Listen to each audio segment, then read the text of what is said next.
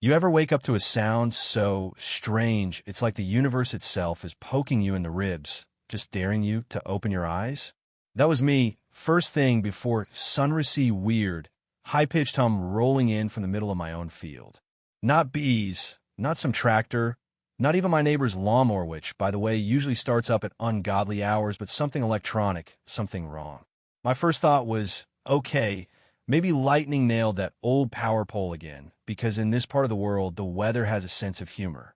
But then I step outside, mug of coffee in hand, bare-legged except for my boots, yeah. That happen, and there they are, three gleaming metal towers just standing in the dawn mist, blinking red like some alien landing strip. And I just know, deep down in my gut, the HOA has finally lost every last marble. I'm standing there, still half asleep, trying to process this bizarre skyline when she appears. Karen, of course, the self-crowned queen of the HOA clipboard in one hand, sunglasses big enough to survive a solar flare, and that little smirk that could curdle fresh milk. She waves at me like this is the 4th of July parade and shouts, "We're improving network access for the neighborhood." You're welcome. I nearly spit my coffee all over the fence. Now this field? It's not some communal patch. This is my land, my farm, my way of living in overnight. It looks like a Silicon Valley startup picked it for their grand expansion. I ask her straight up who gave her permission. She flashes that smile and says, "Oh, don't worry. We assumed you'd agree." That word assumed was all it took. I felt the fuse light right there. By the time I pulled on a pair of jeans and stormed out, I realized they hadn't just thrown up one little box. No, sir. 3 steel monsters, all bolted down with solar panels, batteries stacked up next to my irrigation line. The ground was torn up, cables snaking under my fence. The dirt so compacted my hay wouldn't sprout there for months. Karen claimed it was temporary, just a community enhancement initiative. But you know when someone's lying through their capped teeth. I asked for permits. None. Who paid for this circus? The HOA, using reserve funds, apparently. I asked her when they'll take it down. She just laughs and goes, "It's for the greater good." That's when I realized this wasn't some neighborly spat over grass height. This was a full-blown declaration of war. My first call wasn't to a lawyer. It was to Tony, old buddy, a welder who still owed me for fixing his irrigation last July.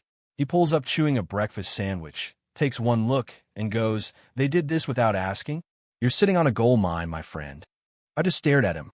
Tony grins, says, "That's infrastructure. On your property. You can charge rent. Name your price." At first, I thought he was joking, but the more I thought about it, the better it sounded. If they want to treat my field like an office park, I'll treat him like tenants. Before I go nuclear, I play it smart. City Hall. Zoning rules. I confirm what I already knew. My property is private, agricultural. No one builds, powers, or installs anything here without my written consent. The clerk even laughs when I explain what the HOA did. If they didn't get your signature, they're trespassing. You can sue or you can invoice them. That last bit, that was the seed of my plan. I didn't want a lawsuit that'd drag on forever. I wanted that instant poetic satisfaction. So that night, I draft an invoice wireless infrastructure hosting fee, $250 per tower per hour. Due upon receipt. I print it, frame it, and march it over to the HOA office at dawn. Karen's there, expecting a pat on the back. Instead, I hand her the invoice, zoning code, and my property deed. The smirk slides right off her face. "You can't be serious," she whispers. "Dead serious," I say, tapping the trespass equals liability line.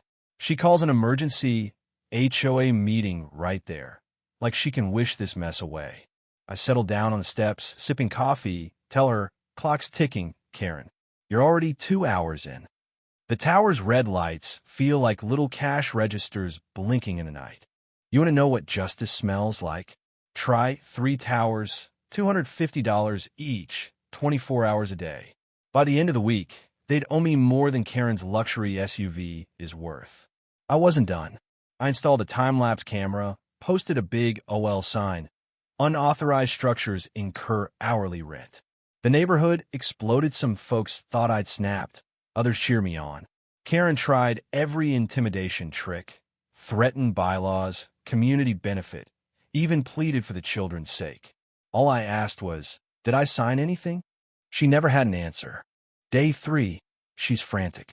Contractors, lawyers, city inspectors, everyone says the same thing. That's your land.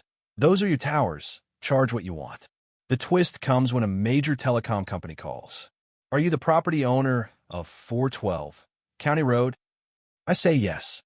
We owe you back pay. Turns out, the HOA had partnered with them without legal rights to the site. Karen hadn't just made a mistake.